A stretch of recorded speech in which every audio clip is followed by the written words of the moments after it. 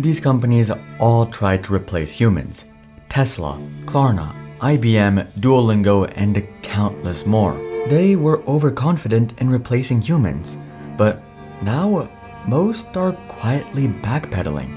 Why are companies so obsessed with replacing humans, and why haven't all our jobs been taken by now? Strangest of all, one of the biggest disasters was before the AI boom even began.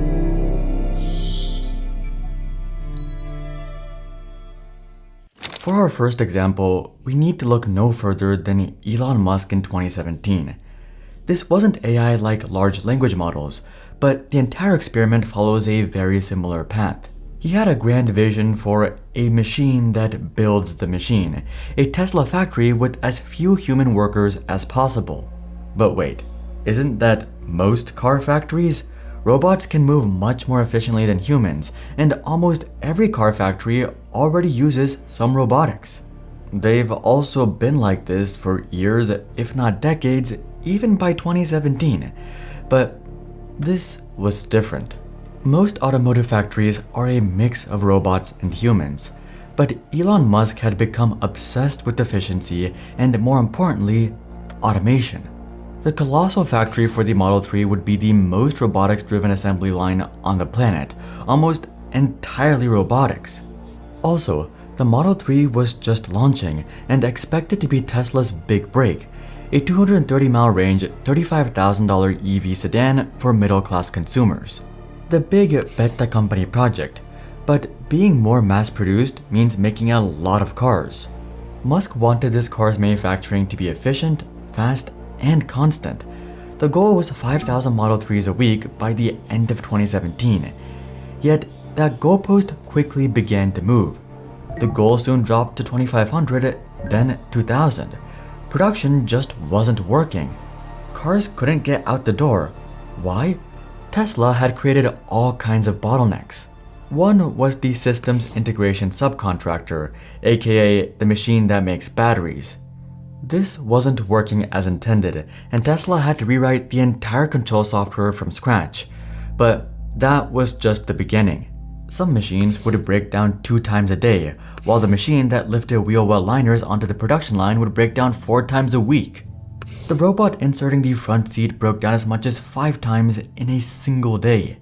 Robotics in most automotive factories often go over a month between breakdowns. Apparently, Tesla did not perform a lot of preventative maintenance on machines, and with how many machines there were, it all compounded. The production line turned into a gigantic, complicated bottleneck, and this was made all the worse by the cars themselves. Teslas aren't known for being simple cars, and with how much new technology Tesla stuck in the Model 3, it pushed the robotics from bad to disastrous. We put too much technology into the Model 3 all at once. This should have been staged, he said. As 2018 rolled in, Tesla was far behind the targets, but it gets even worse. In 2018, Tesla still hadn't broken even in the past 9 years. Bankruptcy was a real looming threat at this stage. When asked how close Tesla was to going under, Elon said, "Closest we got was about a month." The Model 3 ramp was extreme stress and pain for a long time, from mid-2017 to mid-2019, production and the logistics hell. It was all a disaster. The machine that builds the machine was going down, and it was dragging Tesla with it. Elon's bet was on the verge of destroying his entire business. So, what did they do? They brought back humans. Elon scrapped pretty much the entire thing. Even with most of the robotics gone, they still had cars to make, lots of them. So Tesla quickly built a temporary production line called the Sprung Project. A gigantic tent-like assembly line was raised in a parking lot, and it was jam-packed with people, not robots, all assembling the Model 3 where the automation failed. How close to death did you come? We are within single-digit weeks. 22 hours a day, or like what? How many I hours? was working, so 7 days a week, sleeping in the factory. I worked in the paint shop, general assembly, body shop. And the unthinkable happened, or maybe the very thinkable. Production accelerated. At long last, Tesla managed to get Model 3s out the door at a good pace. They escaped bankruptcy. And the solution wasn't more automation. To be fair, Musk was very open about the failure. He tweeted, "Excessive automation at Tesla was a mistake. To be precise, my mistake. Humans are underrated." This was before the AI boom, but it shows us something crucial about the shortcomings of automation and where exactly things can fall apart. Yet, very soon, thousands of companies would attempt the same idea, but not only replacing manual labor, but also intellectual labor.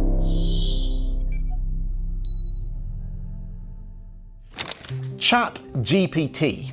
Maybe you've heard of it.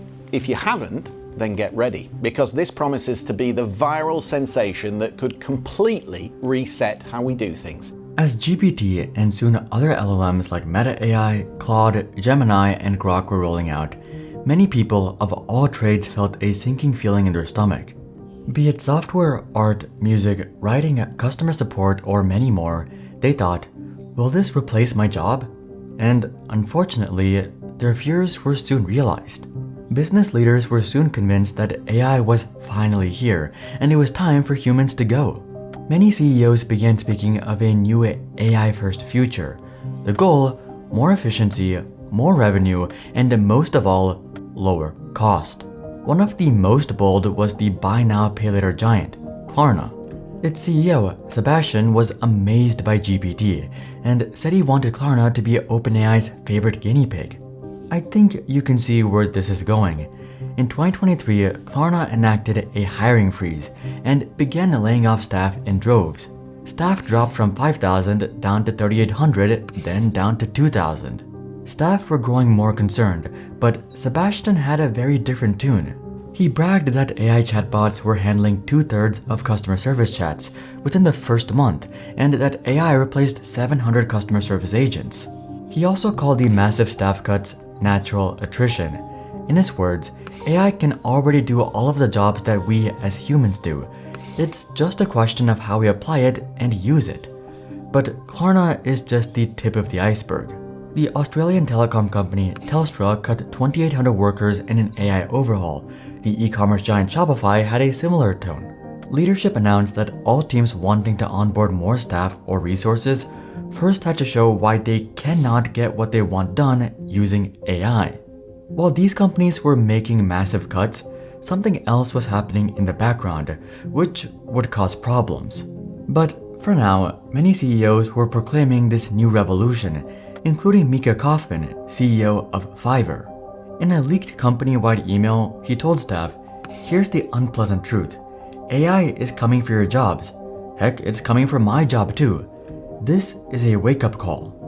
This was after they began overhauling Fiverr to promote AI services and launched an AI marketing campaign. But these examples are nothing compared to the next. IBM.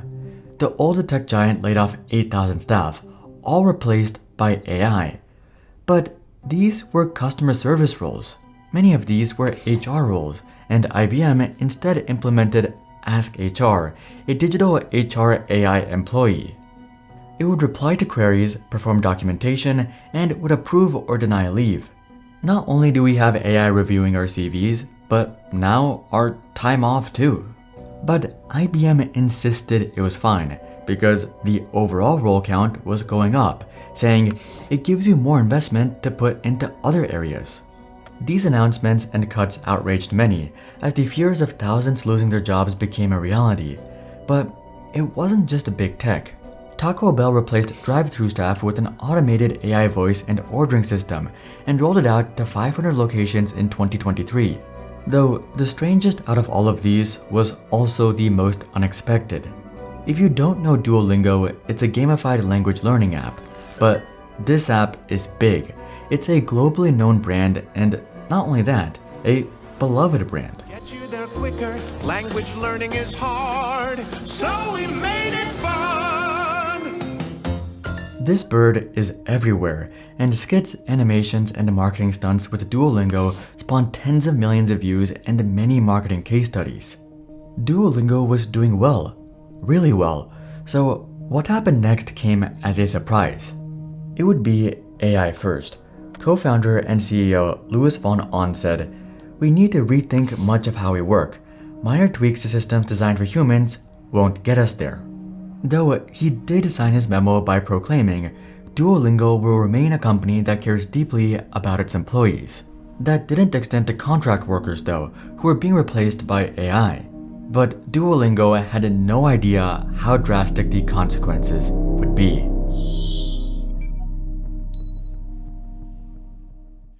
After companies went full steam ahead with AI, the results that came were underwhelming. A study by researchers from MIT found that most new AI integrations don't generate rapid revenue acceleration. In fact, only 5% do, and it's important to note which 5%. Startups led by 19 or 20-year-olds, for example, have seen revenue jumps from 0 to 20 million in a year. It's because they pick one pain point, execute well, and partner smartly with companies who use their tools. Some bigger companies pull it off, but 95% fail at integrating them. Leaders or managers treat them as plug and play, lay off staff and drop in AI, but it doesn't work like that. ChatGPT might be able to adapt to how you work individually, but scaling that for systems and workflows of a giant enterprise? That takes a lot more work, and the report found that companies don't seem to understand how to do that. So, dropping Claude or GPT into a large company can feel slow or clumsy. They need data, pipelines, and training, and employees often don't know how to make use of them. But there's more.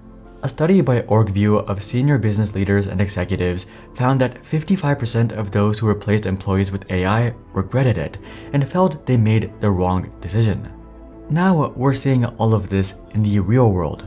Remember Klarna's massive layoffs and its CEO's bold claims? Well, let's take a look at them now. The company is now hiring again, including those 700 customer service roles. Why? You might be shocked to hear this, but Klarna saw a drop in quality after replacing staff with AI. Sebastian said, as cost unfortunately seems to have been a too predominant evaluation factor when organizing this, what you end up with is having lower quality. Or in layman's terms, we prioritize cost over everything and it didn't work. Surprise, surprise. And they aren't alone in their backpedaling. IBM leaders quickly realized the new Ask HR bot wasn't as robust as they thought and fell apart in the more complicated HR situations. IBM soon rehired many of the staff it laid off. Some of the outcomes, though, were just odd. Welcome to Taco Bell. What can I get started for you today? Can I get 18,000 water cups, please? Okay. What can I do for you? Another customer ordered a Mountain Dew, only for the AI to repeatedly ask him what drink he wanted. Others had unwanted items added and were even charged twice. After all this, Taco Bell decided to scale back the AI systems a bit. While some are backpedaling due to underwhelming results, others are because of backlash. Duolingo's AI-first policy didn't sit well with users, who saw a decrease in quality and let the app know. I cancelled my subscription after that news. There's at least some content in the English to Spanish course now that's AI generated, and it sucks. We don't want AI. We want real people doing good work. Goodbye, Duo. A 650-day plus streak never felt so meaningless once I saw the news. The CEO quickly rushed into damage control, saying he did not give enough context and that Duo wouldn't lay off any full-time staff. But Duo still appears to be relying on AI regardless. So the question is, how and why did all of this happen? Why didn't AI replace humans? All of the CEOs and leaders seem to be chasing the illusion of the perfect company, and I can't entirely blame them. It's good to try and make your business as efficient and productive as possible, and business leaders often talk about automation and systems, but there's something deeper than all of this. Deeper than just AI bad, humans good, which is fragility.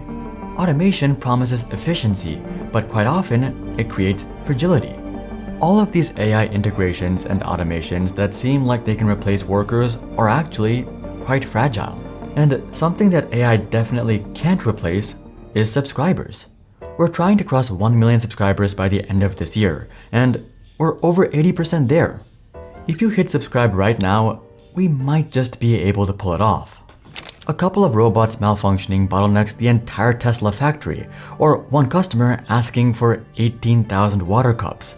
The weakest link can bring down the entire system or bottleneck the production line. Humans add resilience to companies.